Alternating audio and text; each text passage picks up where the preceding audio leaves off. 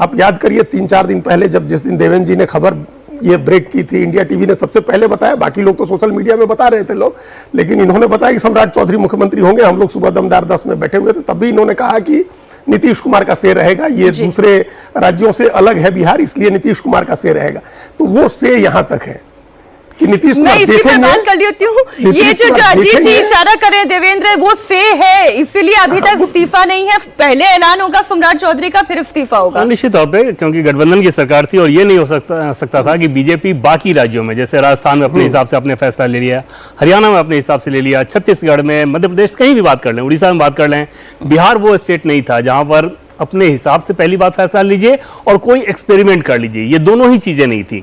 Experiment करने में खतरा यह था कि आपको सिर्फ अपने दल की बहुमत वाली सरकार नहीं चलानी है, गठबंधन वाली सरकार चलानी है, और उस कंडीशन में ऐसा नाम चाहिए था जो पहली बात की जो प्रमुख सहयोगी दल जेडीयू है उसको डाइजेस्ट हो, नीतीश कुमार को डाइजेस्ट हो, और दूसरी चीज कि उन जटिलताओं को वो समझ सके और हैंडल कर सके। देवेंद्र, ये तस्वीर जो आ रही है वो जरा दर्शकों को बता दें। नीतीश कुमार अभी अभी गवर्नर हाउस पहुंच रहे हैं, ये उस वक्त की तस्वीर है, और आप लगातार देख रहे हैं सुबह से पटना में इतनी हलचल है।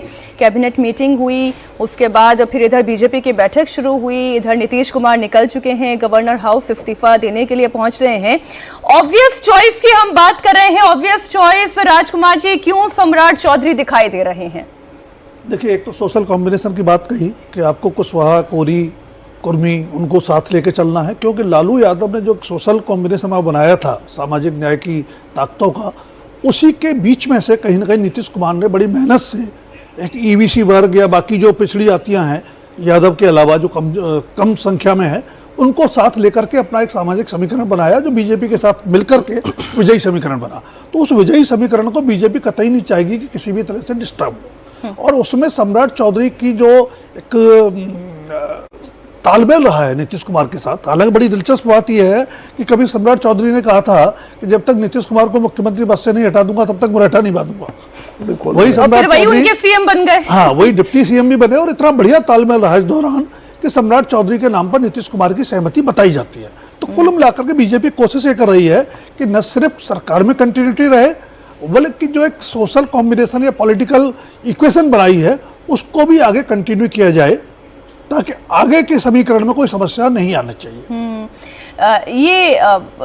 विनोद जी, हमेशा ये चर्चा चलती रही कि वो जो मंडल वाली राजनीति के चेहरे थे, जिसमें लालू प्रसाद यादव हो गए, जिसमें नीतीश कुमार हो गए, लालू प्रसाद यादव इस पॉलिटिक्स के पहले ही अवसान में आ गए थे, और नीतीश कुमार ने ये तय किया कि अब उन्हें बिहार से निकलकर केंद्र में जाना है, राज्यसभा का सांसद बनना है। मंडल पॉलिटिक्स के बड़े चेहरों की पॉलिटिक्स का क्या यहाँ से आप समापन देखते हैं, और एक नए बिहार की तस्वीर, एक नए तरीके का पॉलिटिकल इक्वेशन, सम्राट चौधरी, निशांत का भी उप मुख्यमंत्री बनकर आना, अगर यही जो हम लगातार दिखा रहे हैं यही होने जा रहा है तो? देखिए, लगभग इसमें कोई संदेह तो है नहीं कि सम्राट चौधरी नहीं बनेंगे, ऐसा तो अब लगभग सभी मान चुके हैं। उन्हीं के नाम का ऐलान होना औपचारिकता बाकी है, और देवेंद्र की खबर आमतौर पर पक्की होती है, कच्ची नहीं होती है। तो लेकिन देखिए, मैं इसको मंडल राजनीति का अवसान नहीं मानूंगा, ये मंडल राजनीति का एक्सटेंशन है। सम्राट चौधरी कहाँ से आए हैं?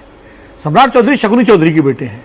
शकुनी चौधरी मंडल राजनीति के ही एक सिपाही थे, जनता दल में थे, आरजेडी में रहे, सम्राट चौधरी खुद आरजेडी में रहे, उसके बाद बीजेपी में आए। तो बीजेपी में है वो, लेकिन है तो कोई जाति के, मंडल सामाजिक। हाँ, अगर कोई झांझी बन जाते मुख्यमंत्री, कोई भूमिहार बन जाते मुख्यमंत्री, विजय सिन्हा बन जाते, तो लगता है कि मंडल राजनीति से निकल करके वापस जो है बिहार अपने पुराने दौर में लौटने वाला है।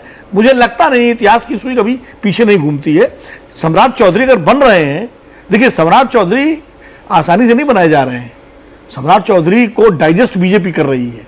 एक तो ओरिजिनल बीजेपी नहीं है, दूसरा वो एक मजबूत नेता के तौर पर उभरे हैं कोयरी जाति के, और तीसरी बात यह है नीतीश कुमार उनकी बैकिंग कर रहे हैं। तब सम्राट चौधरी का नाम आया, जो देवेंद्र कह रहे थे कि जो गठबंधन राजनीति है। वरना अगर बीजेपी की अपनी सरकार बन रही होती, जैसे राजस्थान में, मध्य प्रदेश में, छत्तीसगढ़ में, तो शायद दिलीप जायसवाल का नाम आ जाता, या कोई दूसरे व्यक्ति का नाम जो ओरिजिनल वो होता। तो मुझे लगता है कि सम्राट चौधरी का बनना भी मंडल राजनीति का ही एक्सटेंशन है, और बीजेपी का मंडलीकरण है बिहार में।